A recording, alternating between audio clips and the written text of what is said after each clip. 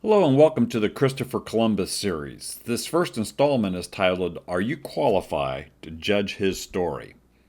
Goethe said this: He who cannot draw on 3,000 years is living hand to mouth.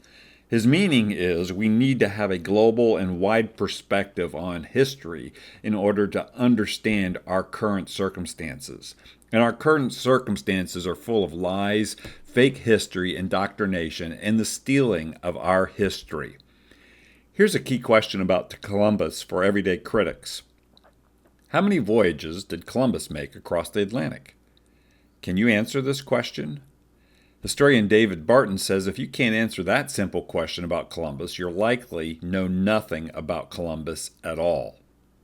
But here are some other key questions for everyday critics of Columbus. What nationality was Columbus? What nationality was the sponsoring nation? What nationality were most of the others on board? What year did Columbus make his first voyage? How many voyages did Columbus make across the Atlantic? Why was there a need to even make a first voyage? What made Columbus a great navigator? What was the first tribe like that Columbus met?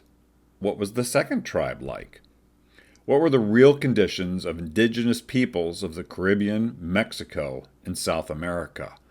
These are key questions that, in order to understand Columbus correctly, somebody would want to know this broader perspective in order to interpret him in his times. Here's another summary key question.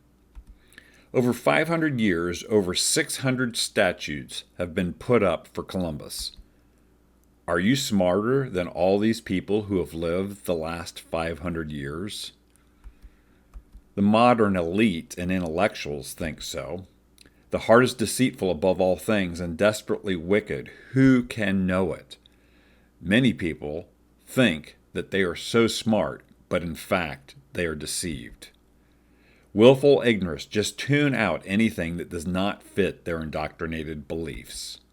The heart is deceitful above all things and desperately wicked. Who can know it?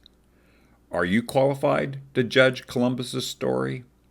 I'd like you to think about that. This is U.S. Civics Training. Thanks for listening.